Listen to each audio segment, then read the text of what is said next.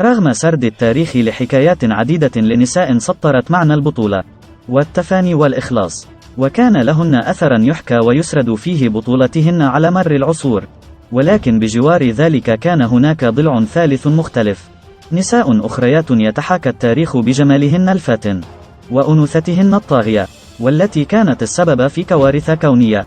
ورغم أن المنفذين لها رجال، إلا أنه وراء كل قائد امرأة قادته إلى حرب دموية سقط فيها آلاف الضحايا بسبب خيانتهن ونزواتهن، ولكن التاريخ كان رؤوفا بهن، فاكتفى بذكر هذا الجمال الطاغي وتناسى خيانتهن التي أودت إلى دمار شعوب كاملة. فالتاريخ مليء بمثل تلك القصص التي لا تخلو حروبها من حضور طاغ للنساء، فالمرأة كعادتها قادرة بجمالها وذكائها وكيدها على قلب الأمور رأسا على عقب. فالتاريخ سرد لنا مئات القصص عن الحروب وسفك الدماء بسبب النساء الخائنات صاحبات الجمال الفاتن، واليوم سنتحدث عن أكثر 3 نساء طاغيات في الجمال تسببن بجمالهن وخيانتهن في خراب للشعوب وسفك الدماء للآلاف ومقتل أفضل الفرسان والمحاربين.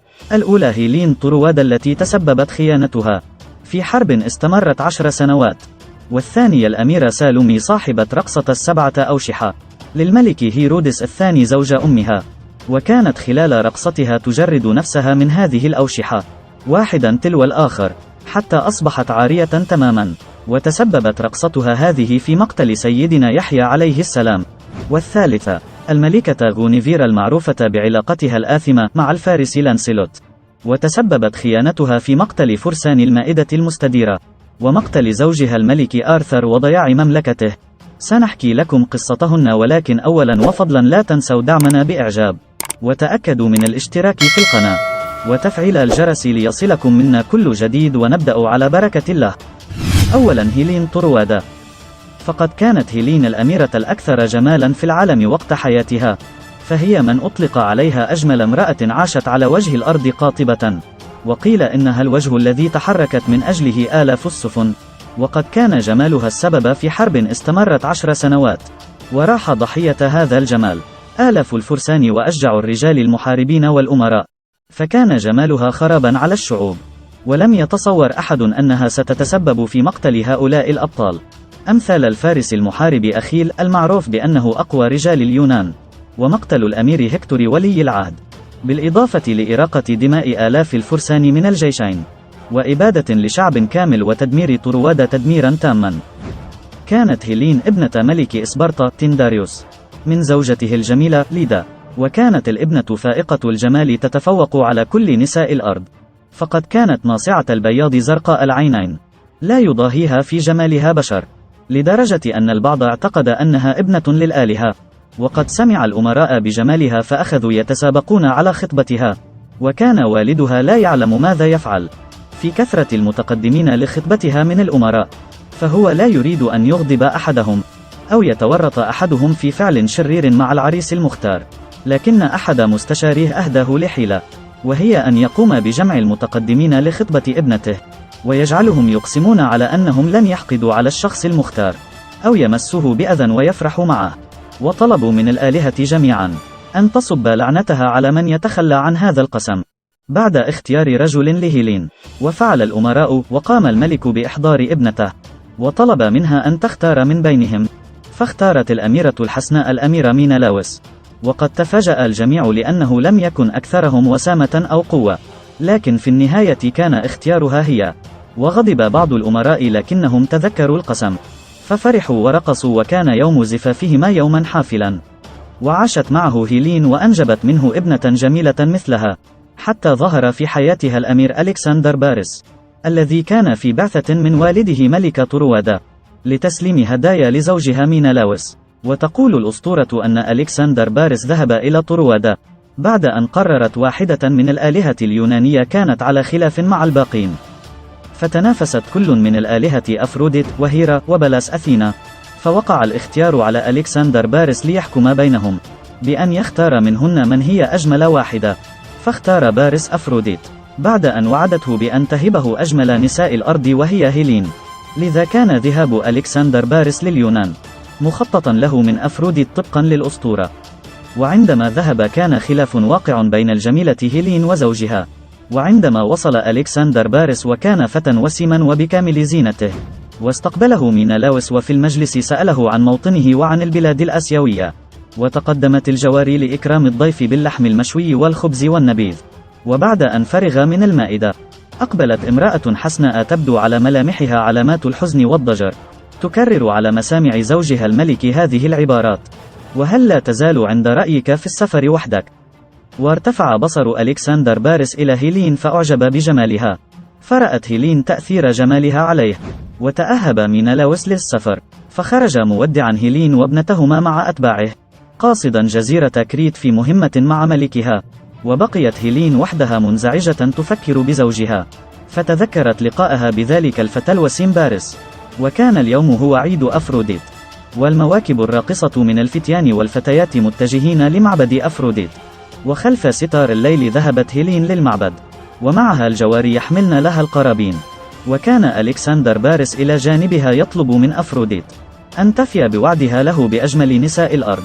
ونهضت هيلين فإذا بذراع باريس تحيط ذراعيها، فانجذبت إليه دون تردد، وخرج من المعبد متوجهين للميناء. وتحركت المجاديف لترحل السفينة بالعاشقين، وشعلة الحب متقدة في قلبيهما. واتفق باريس معها على الهرب إلى طروادة، ووافقت هيلين بعد أن وقع كل منهما في غرام الآخر، وذهبت معه طواعية. واكتشف زوجها هروبها، فأجمع جيوش اليونان وأعلن الحرب على طروادة. واللافت في الأمر أن زوجها قام بالحرب فقط لإرجاعها، ولم يحاسبها على خيانتها. وكذلك التاريخ تجاهل حقيقة كون هيلين زوجة خائنة، وامرأة طائشة متهورة وأما بلا قلب. ذهبت مع باريس بإرادتها وتركت ابنتها الصغيرة، وتسببت في الحرب بين اليونان وطروادة. وكانت أول حرب بين الغرب والشرق، كما كانت أول حرب تمتد كل هذه المدة، التي يقال إنها وصلت ل10 سنوات بسبب أنثى. ولم يتصور مقتل هؤلاء الأبطال، أمثال الفارس المحارب أخيل، المعروف بأنه أقوى رجال اليونان، ومقتل الأمير هكتور الأخ الأكبر لباريس وولي العهد، بالإضافة لإراقة دماء آلاف الفرسان من الجيشين، وإبادة لشعب كامل وتدمير طروادة تدميرا تاما، خاصة بعد أن استطاع اليونانيون اقتحام طروادة بالحصان الذي قاموا ببنائه واختبأوا به، بعد أن قام حراس طروادة بإدخاله للمدينة، وهي الحيلة التي استخدمها اليونانيون بعد فشلهم عشرات المرات في اقتحام حصون طروادة المنيعة. فسقطت طروادة سقوطا كبيرا، وأخذت النساء سبايا وقتلوا الأطفال وراح كل الرجال، نتيجة هروب هيلين وخيانتها مع باريس، والتي هربت معه طواعية وخانت زوجها وهجرت ابنتها، والتي أصلا لم يجبرها أحد في أول الأمر على الزواج من مينلاوس، لكن لم يحاسبها أحد ولم يعاملها أحد على أنها زوجة خائنة تستحق العقاب. فهل شفع جمالها الفاتن عنها حتى لو كانت خائنة؟ ثانيا، الأميرة سالومي. سالومي هي ابنة الملك فيليب هيرودس والملكة هيروديا، وكانت سالومي فاتنة الجمال، ليس في عصرها من يضاهيها جمالا وحسنا وأنوثة. ولم ينسى التاريخ أبدا رقصتها للملك هيرودس الثاني زوج أمها، والمعروفة تاريخيا برقصة 7 أوشحة، فقد كانت سالومي ترتدي 7 أوشحة، وكانت خلال رقصتها تجرد نفسها من هذه الأوشحة واحدا تلو الآخر حتى أصبحت عارية تماما. وتسببت هذه الرقصة منها في مقتل سيدنا يحيى عليه السلام، وبالتأكيد هذه القصة بها آراء كثيرة من حيث حدوث بعض بنودها من عدمه. فبدأت حكاية سالومي بأمها الملكة هيروديا، التي كانت متزوجة من فيليب ملك منطقة الجليل بالقدس، وأنجبت منه سالومي. وعندما رأت أخاه هيرودس وقعت في حبه، وهو أيضا وقع في حبها، فقرر هيرودس انتزاع هيروديا زوجة أخيه منه لنفسه بعد أن رفض أن يطلقها. وقررت هيروديا الزواج منه والانفصال عن أخيه، واتفقا مع بعضهما البعض. وقيل إن هيروديا وهيرودس اتفقا على قتل زوجها فيليب، فهجرت زوجها ووالد ابنتها وعاشت مع أخيه هيرودس. وفي هذا الوقت كان سيدنا يحيى عليه السلام يبشر بقدوم المسيح إلى البشرية، وخلال تبشيره علم حكاية هيروديا، فانتفض وأخذ يجرم ما فعلته هيروديا وهيرودس، وصرح بأن هيرودس حاكم فاسد، وأن حكمه يجب أن ينتهي، لأنه سيغرق البلاد في الظلم والفساد. وهو الحديث الذي انتشر بين الناس، ووصل إلى الملك وزوجته، فطلبت الزوجة الفاسدة هيروديا قتل يحيى، وهو الأمر الذي خاف منه هيرودس، فهو يعلم أن يحيى نبي حق، وأن له أتباعه، وأنه إن قتله سوف يثور عليه الشعب، فوجد الملك الحل في قتل أخيه فيليب ووضع يحيى في السجن. أما فيما يتعلق بسالومي فتعددت الأحكام عليها وفقا للروايات، فهناك من جسدها على أنها شيطان فاسد، وكانت على علم منذ البداية بما فعلته والدتها، لكنها لم تعبأ، فهي فاسدة مثلها تريد مملكة أوسع تضاعفت بمقتل والدها، وضم مملكته على مملكة أخيه، وحياة في بلاط أوسع بعدد أكبر من الخدم، وقوة أكبر وحكم أعظم، وغضبت مثل والدتها تماما لما يقوله النبي يحيى. وهنا فكرت الأم في حيلة تجعل الملك زوجها يقبل دعوتها لقتل يحيى، ففكرت في ابنتها وجمالها وعشق الملك ورغبته فيها، فطلبت من سالومي الرقص للملك في يوم عيد ميلاده، وهو الأمر الذي لم يكن شائعا وقتها، وكان معروفا أن من ترقص للملك تصبح من ممتلكاته، وكانت الأم تعلم أن الملك يحب ابنتها ويتمناها، واستجابت لها سالومي ورقصت للملك يوم ميلاده رقصتها الشهيرة المعروفة برقصة السبعة أوشحة. وذكر التاريخ أنها قامت بانتزاع وشاح وراء الآخر من على جسدها حتى تعرت تماما أمام الملك، ووعدها الملك بتنفيذ ما تطلب، فطلبت رأس يحيى بإعاز من أمها، ففزع الملك، لكنه لم يستطع رفض الطلب، حيث وعدها أمام الناس بتنفيذ ما تطلب أيا كان، وجاء له الحرس على الفور برأس يحيى على طبق ذهبي. وهناك رواية تقول إن سالومي كانت على علم بما فعلته والدتها، وراضية تماما عنه، حتى سجن يحيى فسمعت حديثه من وراء الجدران، وانتبهت له وفتنها صوته، فطلبت الدخول إليه في الزنزانة ووقعت في غرامه فور رؤيته، فهو رجل مفتول العضلات وقوي البنيان، بالإضافة لجمال وجهه وروحه الصادقة، وهو النموذج الذي لم تقابله سالومي، ولقد كان كل رجل يراها يقع في غرامها، إلا يحيى الذي أعرض عنها وطلب منها مغادرة الزنزانة وعدم زيارته مرة أخرى، لكن سالومي لم تكف، وتحولت رغبتها في يحيى لحب حقيقي، وعرضت عليه نفسها، لكنه كسائر الأنبياء تعفف وأعرض عنها، فدفعها رفضه للجنون وهددته إن لم يستجب فسيموت، فلم يتغير موقف يحيى، وخرجت والغضب يملأ قلبها، فقررت الرقص للملك ليقدم لها رأس يحيى انتقاما، وتم فصل رقبة النبي يحيى. ويقال إنه عندما شاهدت سالومي رأس يحيى انهارت واحتضنتها وظلت تبكي وعاشت في الأحزان والندم. وفي رواية أخرى تقول إن سالومي لم تكن على علم بصنع والدتها، وإنها كانت تعيش في روما بعيدا عن الجليل، وأنها كانت تحب ابن أخت ملك روما الذي رفض زواجهما لأنها ليست من أصل روماني، وأمر بعودتها إلى الجليل. وعند وصولها وقبل دخولها قصر والدتها وزوجها التقت يحيى في البرية، وشاهدت التفاف الناس حوله، ولفت نظرها أنه يدعو لمقاومة الرومان وظلمهم، وبالطبع لم تصدق سالومي ما سمعته عن أمها، وظنت أن يحيى مخطئ، ولم تستوعب كونها طرفا في مقتل أبيها فيليب، لكن الأمر الذي جعل سالومي تصدق أن أمها أصل الشر، وأن ما يقوله يحيى صدق، عندما طلبت أمها منها أن ترقص للملك. فكيف تطلب الأم من الابنة الرقص لزوجها الملك، وهي تعلم أن الرقص له يعني أنها أصبحت من ممتلكاته؟ فردت الأم أن الأهم هو الحفاظ على العرش والملك. وهنا خافت سالومي وطلبت من قائد الجيوش الهرب بها، فقال يجب أن نخرج يحيى من السجن أولا، وحاول تهريبه لكنهما فشل. وهنا فكرت سالومي في الرقص للملك مقابل الإعفاء عن يحيى وخروجه من السجن، لأنها رأت فيه السلام الذي لم تشهده في حياتها، وجسد لها الخير بعد أن أحاطتها الشرور طوال حياتها. وبالفعل رقصت للملك، وعلم أن أمها هي من طلبت منها ذلك، فأمر بنصف ثروته للملكة، لكنها رفضت وطلبت هيروديا الشرير رأس يحيى، واستجاب الملك، وبالفعل قتلوا النبي وجاءوا برأسه على الطبق الذهبي. وعندما شاهدت سالومي رأس يحيى ظلت تصرخ، وكرهت أمها وهجرت حياة القصر واعتزلت كل هذا. وفي النهاية أصيب هيرودس بالجنون بسبب تخيله أنه يسمع صرخة صوت سيدنا يحيى باستمرار في النوم واليقظة، مما أصابه بالجنون وسقوط مملكته. وقيل إن هيروديا أيضا أصابها الجنون، أما سالومي فقد قيل إنها تزوجت مرتين، وماتت وهي تسبح في بحيرة جليدية تسببت في قطع رأسها. ثالثا، غونيفيرا.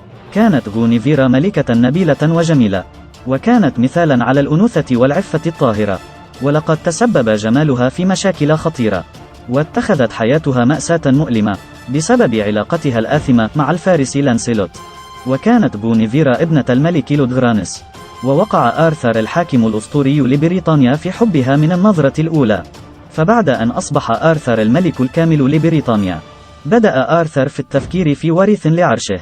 وذات مرة تم تعريفه على غونيفيرا التي أنقذها ذات مرة ووقع في حبها، وجمع آرثر الفرسان الأكثر شجاعة وولاء للمملكة، وكان على رأسهم الفارس لانسيلوت. وتشير مصادر مختلفة إلى أن العدد الإجمالي للفرسان بلغ 100 شخص، ويقال أن غونيفيرا هي التي أشارت على آرثر فكرة عقد مائدة مستديرة لاجتماعات الفرسان، بحيث يشعر الجميع بأنهم متساوون مع بعضهم البعض ومع الملك. وأصبح فرسان المائدة المستديرة مشهورون بإعطاء الرحمة، فلقد هزموا السحرة وغيرهم من شياطين الجحيم، وأنقذوا الملوك والأميرات، وحرروا أراضيهم من الشر والاستعباد. وكان الغرض الرئيسي عندهم هو البحث عن الكأس المقدسة، والتي شرب منها يسوع نفسه خلال العشاء الأخير. ولم ينجح الفرسان في العثور على الكأس المقدسة في النهاية، وكانت خيانة غونيفيرا لآرثر سببا أساسيا للاضطرابات في بريطانيا، فلم تتمكن غونيفيرا لفترة طويلة من الحمل وإعطاء آرثر وريثا، ولهذا كان الزوجان يتشاجران باستمرار، حتى قيل إنها لعنة أصابتهم.